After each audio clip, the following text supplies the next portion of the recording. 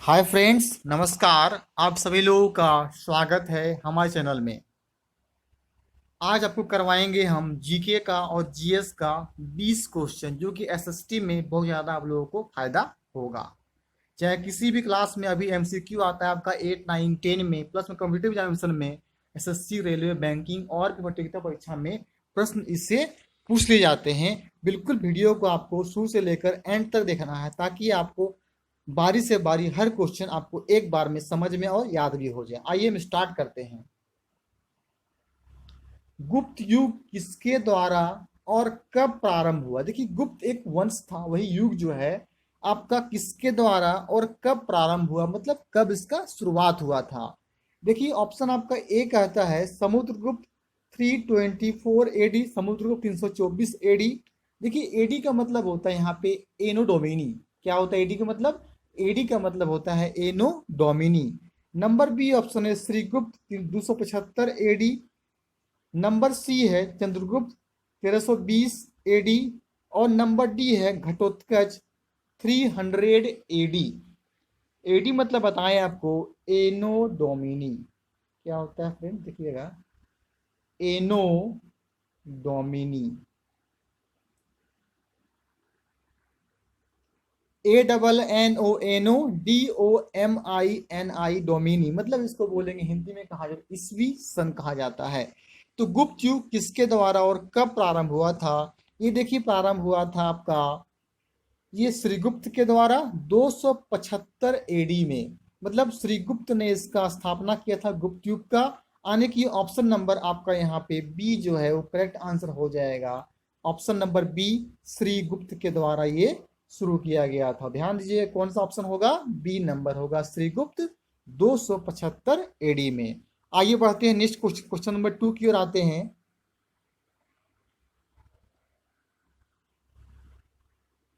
हाथी गुम्फा के शिलालेख किस राजा को प्रमाणित करते हैं? मतलब हाथी गुम्फा का जो शिलालेख है वो किस राजा के बारे में बताया जाता है, प्रमाणित किया जाता है, दिखाया जाता है? ऑप्शन ए रुद्रवर्मन फर्स्ट, रुद्रवर्मन प्रथम। Option B Gautami Putra Satakarni. Option C Samudragupta and option D Kharavela. आप अपने कॉपी में इसको टेस्ट भी कर सकते हैं कि 20 क्वेश्चन में आप कितने क्वेश्चन सही करते हैं। सीरीज 1 का जो वीडियो नहीं देखे हैं, डिस्क्रिप्शन बॉक्स में हम सीरीज 1 का जीके जीएस का दे देंगे। जब तक आपका एग्जामिनेशन अभी आने वाला है, प्रत्येक बेसिस पे हम 15 से 20 क्वेश्चन आपको करवाया जाएगा, जो कि इसको आप देख के अपने आप को बहुत मजबूत कर सकते हैं। बताइए फ्रेंड्स, क्या होगा? हाथी गुम्फा का शिलालेख किस राजा को प्रमाणित करते? वीडियो अच्छा लगे लाइक करके अधिक से अधिक को शेयर कर दे। और चैनल में अगर फर्स्ट टाइम है, लगता है कि इस चैनल से हमको बेनिफिट आगे भी मिल पाएगा, तो सब्सक्राइब करके बेल आइकन अवश्य कर लीजिएगा फ्रेंड्स। तो हाथी गुम्फा के शिलालेख जो है ये प्रमाणित करते हैं खारवेल को। आने की 2 का ऑप्शन नंबर डी यहाँ पे करेक्ट आंसर हो जाता है। आइए बढ़ते हैं क्वेश्चन नंबर 3 की ओर।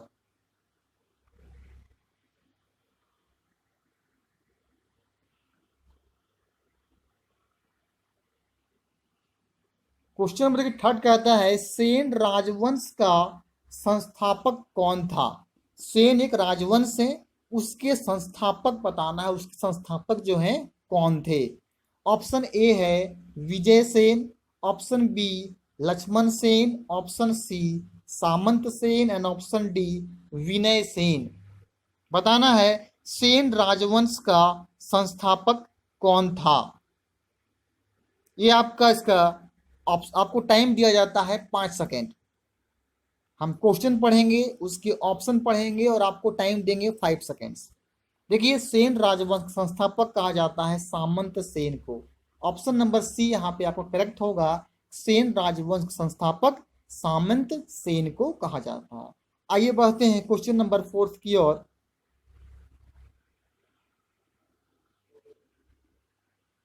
महमूद गजनी का दरबारी कवि और शाहनामा का लेखक कौन था? मतलब मोहम्मद गजनी का दरबारी कवि है और शाहनामा के लेखक थे। दोनों से यहाँ क्वेश्चन बन जाएगा। अगर डायरेक्ट आपको परीक्षा में कहीं पूछता है फ्रेंड्स कि मोहम्मद गजनी का दरबारी कवि कौन था, सिर्फ पूछ दिया, नहीं तो पूछेगा आपको शाहनामा के लेखक कौन थे। इस क्वेश्चन से आपको एक क्वेश्चन आपका उससे क्या होंगे, इसका ऑप्शन एक ही होगा कि यहाँ पे क्या है, दो लोगों का काम हो जा रहा है, मोहम्मद गनी के दरबारी कवि और शाहनामा के लेखक। आइए ऑप्शन ए देखिएगा Alberuni, option B Ibn Battuta, option C Maulana Khwajaji and option D Firdausi. 5 second का टाइम मिलता है आपको, बताइए कि दरबारी कवि मोहम्मद गजनी का और शाहनामा का लेखक कौन था।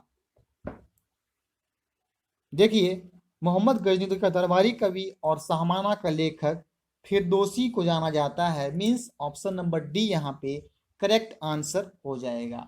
आइए बढ़ते हैं क्वेश्चन नंबर 5 की ओर। आज आपको हम 20 क्वेश्चन करवाने वाले हैं।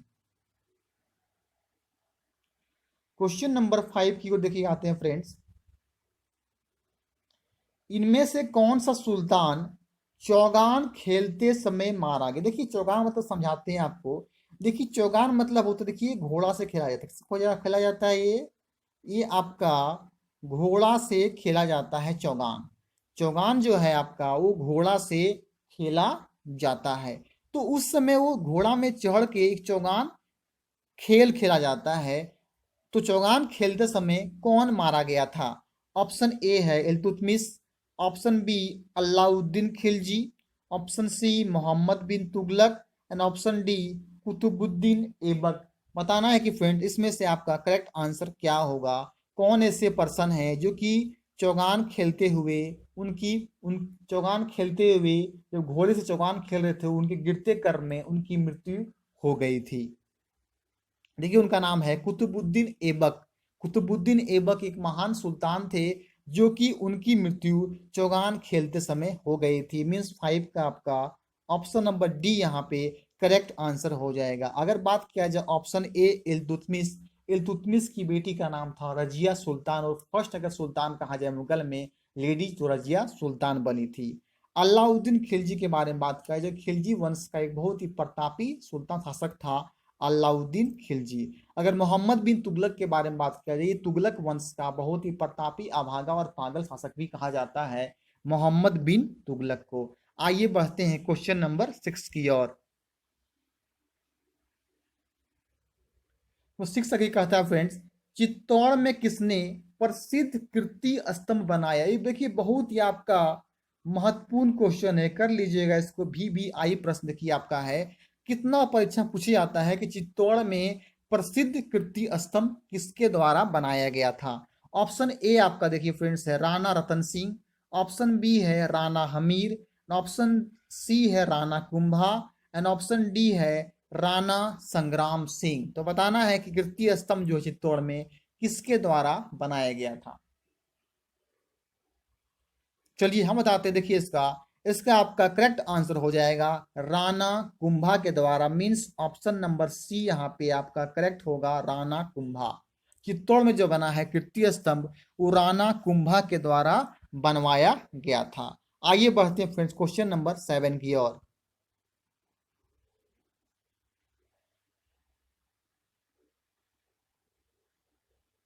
क्वेश्चन नंबर 7 देखिए हम समझेंगे अब।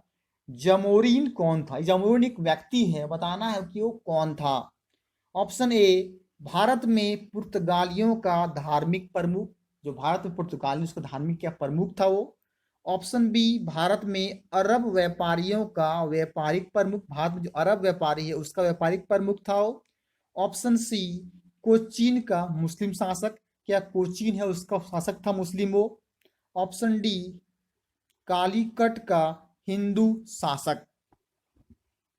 बताना फ्रेंड्स कि जमोरीन कौन था। इतिहास का बहुत ही प्रसिद्ध ये आपका महत्वपूर्ण क्वेश्चन है, कहीं पूछ सकता है परीक्षा में कि जमोरीन कौन था। देखिएगा फ्रेंड्स इसका आपका सही आंसर हो जाएगा जमोरीन कालीकट का हिंदू शासक था। मींस ऑप्शन नंबर डी यहाँ पे आपका वो सही आंसर हो जाएगा कि जमोरीन कालीकट का हिंदू शासक था। आइए बढ़ते हैं फ्रेंड्स क्वेश्चन नंबर 8 की ओर।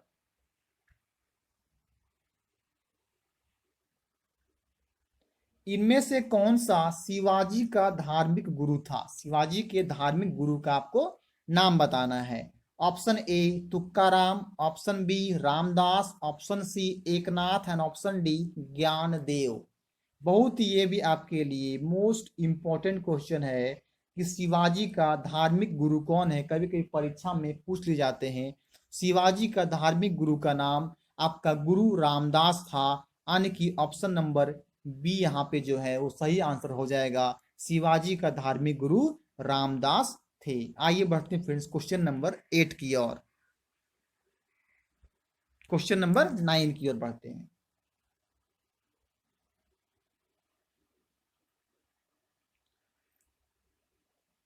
क्वेश्चन नंबर देखिए 9 फ्रेंड्स कहता है कौन से गुरु को औरंगजेब ने फांसी दी।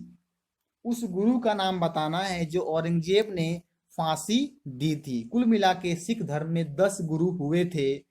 वो भी हम वीडियो का बना दिए थे कि 10 गुरु श्रीज कर्म में कौन से हैं। हम डिस्क्रिप्शन बॉक्स में गुरु का भी 10 वो आपको दे देंगे ताकि आप श्रीज कर्म में उसको याद कर सके, कौन प्रथम गुरु थे, कौन संस्थापक थे, कौन उसके बाद गुरु कहलाए। तो बताना है कौन से गुरु को औरंगजेब ने फांसी दी थी। ऑप्शन ए है गुरु Govind Singh, option B Guru Tegh Bahadur, option C Guru Ramdas and option D Guru Nanak.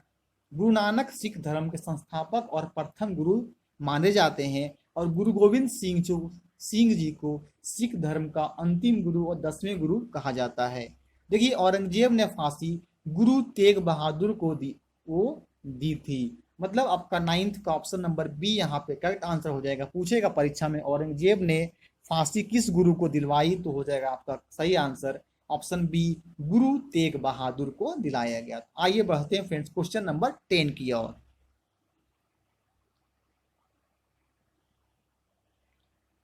Question number 10 कहता है वास्को डिगामा ने, वास्को डिगामा एक व्यक्ति है जो कि भारत की खोज इसने किया था। वास्को डिगामा ने भारत के किस पहले बंदरगाह का दौरा किया। कौन सा पहले बंदरगाह है जो वास्को डिगामा ने सबसे पहली बार आया था। Option A Cochin, option B Calicut, option C Goa and option D Surat. बताइए फ्रेंड इसका सही आंसर क्या होगा। अपने अपने कॉपी में चेक करके आप बताइए कमेंट करके कितना हम सही आंसर कर पाए हैं। तो वास्को डिगामा ने भारत के पहले बंदरगाह का जो दौरा किया था उसका नाम था देखिए ऑप्शन बी यानी कालीकट। वो कालीकट का दौरा किए थे, यानी 10 का ऑप्शन नंबर बी आपका करेक्ट आंसर हो जाएगा। आइए बढ़ते फ्रेंड्स क्वेश्चन नंबर 11 की ओर।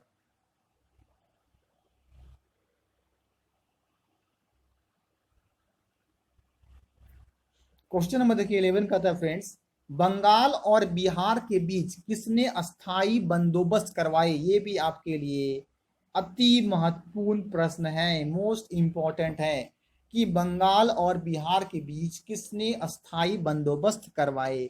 Option A Cornwallis, option B Warren Hastings, option C Wellesley and option D John Lawrence. बताना है इसका सही उत्तर क्या होगा कि बंगाल और बिहार के बीच किसने अस्थाई बंदोबस्त करवाए थे। उनका नाम देखिए हो जाएगा कॉर्नवालिस। पूरा नाम कहा जाए तो लॉर्ड कॉर्नवालिस ने, option number A lord Cornwallis ji ने बंगाल और बिहार के बीच अस्थाई बंदोबस्त करवाए थे। आइए बढ़ते फ्रेंड क्वेश्चन नंबर 12 की ओर।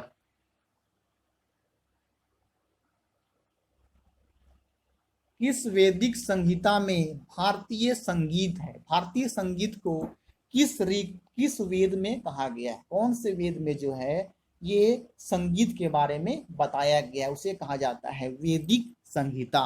ऑप्शन ए है Rigveda, option B Samaveda, option C Yajurveda and option D Atharvaveda. कुल मिला के बात कहा जाए 4 वेद होते हैं। सबसे पुरानी वेद कहा, सबसे पुराना वेद जो है ऋग वेद सबसे पुरानी वेद कहा जाता है। अस्तो मस्तगमया ये कभी कभी पूछता है परीक्षा में किस वेद से लिया गया, तो ये लिया गया आपका ऋग वेद से लिया गया है। अजुर्वेद में कहा गया तो गद और पद के बारे में अजुर्वेद में बात की गई है। अगर बात किया जाए आपका अथर्ववेद में जादू टोना के बारे में जो बात किया जाए वो आपका अथर्ववेद में बात की गई। बचा क्या भारतीय, देखिए स से संगीत और स से सामवेद, तो भारतीय संगीत जो है और आपका सामवेद आने की ऑप्शन नंबर बी यहाँ पे आपका सही आंसर हो जाता है। आइए फिर आते हैं क्वेश्चन नंबर 13 की ओर।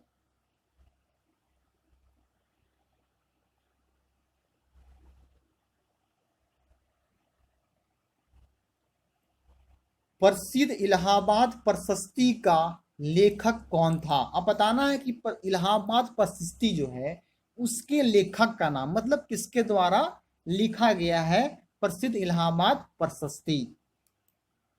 Option number A Kalidas, option number B Shudrak, option number C Harisen and option number D Ravi Kirti. तो प्रसिद्ध इलाहाबाद प्रशस्ति के लेखक जो हैं बताइए किसे कहा जाता है? आइए इसका देखिए, आपका राइट आंसर हो जाएगा हरिसेन।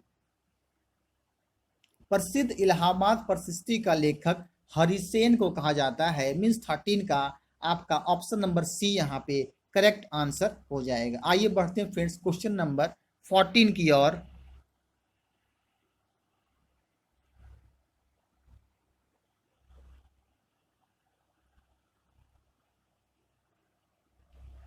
किस पाल राजा ने बौद्धों के लिए प्रसिद्ध विक्रमशिला विश्वविद्यालय की स्थापना की?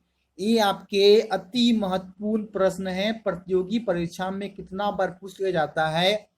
कौन ऐसे राजा थे बौद्धों के लिए प्रसिद्ध विक्रमशिला विश्वविद्यालय की स्थापना? या तो ऐसे पूछेगा विक्रमशिला विश्वविद्यालय की स्थापना किसके द्वारा किया गया था? देखिए आप आते हैं, देखिए आपके ऑप्शन पे हैं। देखिए ऑप्शन ए है आपका Mahipal, option B Devpal, option C Gopal and option D Dharmpal. बताइए किसके द्वारा विक्रमशिला विश्वविद्यालय की स्थापना की गई थी? कौन वो पाल राजा थे? बहुत ही महत्वपूर्ण ये प्रश्न है, परीक्षा में कितने बार पूछे जाते हैं।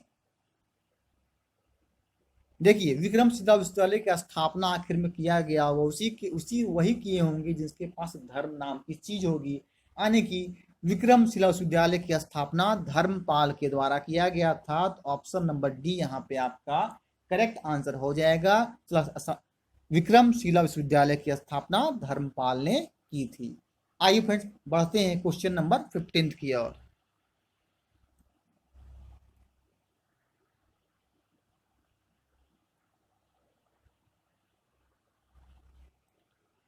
देखिए है किस राष्ट्रकूट राजा ने एलोरा से मायनखेत अपनी राजधानी बनाई?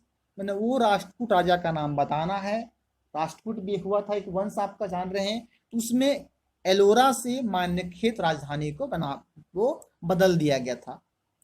ऑप्शन ए इंद्र टू के द्वारा, इंद्र द्वितीय। ऑप्शन बी है कृष्ण टू यानी कृष्ण द्वितीय। ऑप्शन सी है अमोघ वर्ष प्रथम, अमोघ वर्ष 1। और ऑप्शन डी है गोविंद प्रथम। बताना है कौन ऐसे राष्ट्रकूट राजा हुए थे जो एलोरा से राजधानी को मायनखेत में बदल दिया गया था। चलिए समय सीमा समाप्त होता है, अब इसको बताते हैं कि इसका आपका सही आंसर हो जाएगा अमोघ वर्ष प्रथम ने अपनी राजधानी को एलोरा से मायनखेत कर दिया गया था। आइए आते हैं क्वेश्चन नंबर 16 की ओर।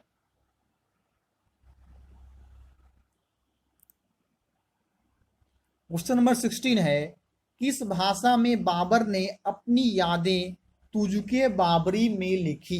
मैंने कौन किस भाषा में बाबर ने अपनी यादें तुझके बाबरी में लिखी है? कौन सा भाषा को तुझके बाबरी में लिखा गया? इसका कहना मतलब ये है। ऑप्शन ए पर्शियन भाषा, ऑप्शन बी अरबी भाषा, ऑप्शन सी मंगोल भाषा एंड ऑप्शन डी तुर्की भाषा। तो बाबर ने तुझके बाबरी जो लिखी है वो बताइए किस भाषा में लिखा गया है? वो देखिएगा फ्रेंड्स तुर्की भाषा में लिखा गया है। मीन्स 16 का ऑप्शन नंबर डी आपका सही आंसर होगा कि तुझके बाबरी बाबर ने तुर्की भाषा में लिखा है। आइए फ्रेंड्स बढ़ते हैं क्वेश्चन नंबर 17 की ओर।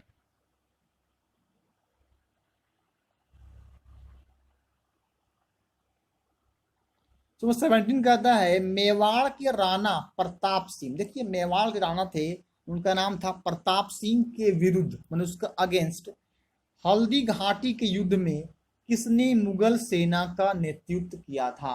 अब एक प्रश्न बन सकता है यहाँ पे कि हल्दी घाटी का युद्ध कब हुआ था? आपको बताना है कि हल्दी घाटी का युद्ध 1576 ईस्वी में हुआ था। ऑप्शन ए। अब वही प्रश्न कहता है कि हल्दी घाटी युद्ध में किसने मुगल सेना का नेतृत्व किया, उसके साथ काम किया था? Option A Akbar, option B राजकुमार Salim, option C Pir Mohammad and option D Raja Man Singh. तो मेवाड़ के राणा प्रताप सिंह के विरुद्ध हल्दी घाटी के युद्ध में किसने मुगल सेना का नेतृत्व किया? बताइए। वो देखिए आपके नेतृत्व करने वाले थे राजा मानसिंह आने की। ऑप्शन नंबर डी यहाँ पे 17 का आपका सही आंसर हो जाएगा कि आपका कि राणा प्रताप सिंह के विरुद्ध हल्दी घाटी के युद्ध में राजा मानसिंह ने नेतृत्व किया था। आइए फ्रेंड्स क्वेश्चन नंबर 18 की ओर बढ़ते हैं। ये भी बहुत महत्वपूर्ण है। भारत में पुर्तगाली का प्रथम राजधानी कौन सी थी? आपके 4 ऑप्शन दिए गए हैं। Option A Goa, option B Cochin, option C Calicut, option D Kinnaur. पुर्तगाली का प्रथम राजधानी बताना है कौन सा था। तो पुर्तगाली का प्रथम राजधानी आपका फ्रेंड्स देखिए हो जाएगा आपका वो कोचीन था। मीन्स 18 का ऑप्शन नंबर बी यहाँ पे करेक्ट आंसर हो जाएगा। आइए बढ़ते हैं क्वेश्चन नंबर 19 की ओर।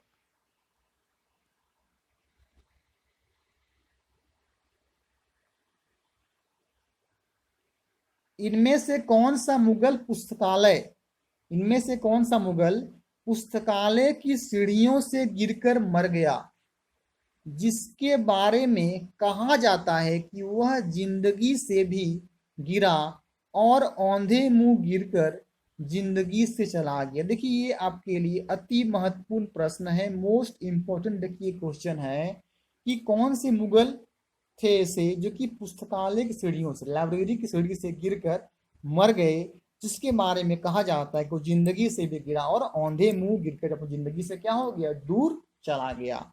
आइए उसके हम समझते जैसे ऑप्शन को आपके क्या क्या उसके देखिए हैं।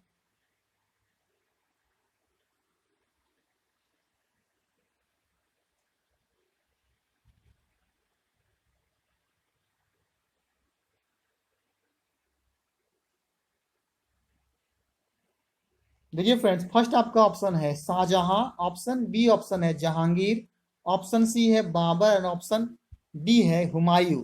तो कौन ऐसे मुगल थे जो कि पुस्तकालय की सीढ़ियों से गिरकर मर गया और जिंदगी भर वो गिरा और औंधे मुंह गिरकर क्या हो जिंदगी से चला गया? उसका देखिए आपका सही आंसर हो जाएगा। बताइए क्या होगा? बहुत लोगों को पता होगा पुस्तक सीढ़ी से गिरने से जिस व्यक्ति का मौत हुआ उसका नाम था हुमायूं। अब क्यों कहा गया कि औंधे मुंह गिरा जिंदगी में वही करता रहा? क्योंकि 2 बार क्या है ये हार गया था। 1539 में चौसा का युद्ध और 1540 में आपका बिलग्राम का युद्ध में इसने 2 बार क्या है ये हार गया था शेरशाह से। इस कारण से फिर से भाग गया था नेपाल। आपका आपका 5 साल के बाद आया था। और हुमायूं का बेटा का नाम आपका अकबर है और कहा जाए हुमायूं का पिता का नाम आपका बाबर था। इतना इतना से आपको इतनी जानकारी मिल जाती है। आइए बढ़ते हैं आज का लास्ट क्वेश्चन, क्वेश्चन नंबर 20 की ओर।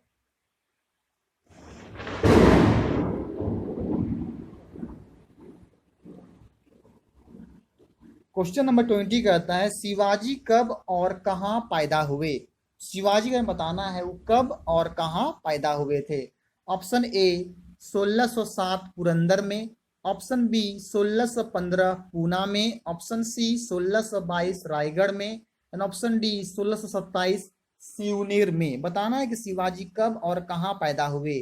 शिवाजी पैदा 1627 में सिवनेर में हुए थे। सिवनेर जगह है आपका एक यहाँ पे देखिए महाराष्ट्र में है आपका, वहीं जो है पैदा हुए थे 1627 ईस्वी में। याद रखिएगा बहुत ही महत्वपूर्ण प्रश्न है ये। आपके आज 20 क्वेश्चन यहाँ पे लास्ट हो गए। वीडियो अच्छा लगा अभी तक लाइक नहीं किए, लाइक करके अधिक से अधिक क्या करें इसको आप शेयर करें ताकि और भी लोग इसके और जानकारी 20 क्वेश्चन का जीके जीएस से मिल सके। वीडियो को लास्ट तक आपको वॉच करने के